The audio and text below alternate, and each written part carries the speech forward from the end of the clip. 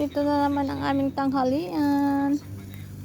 Inihaw na tilapia.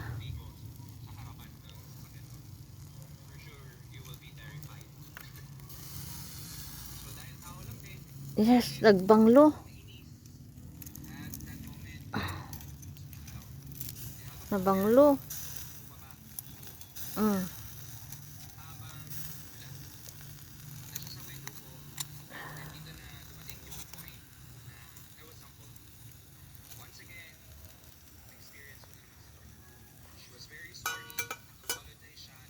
Yes.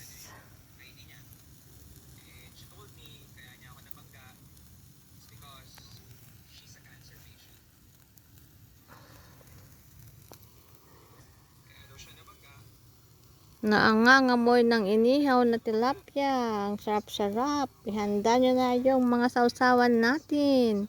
Soy at saka kalamansi lang. Masarap na.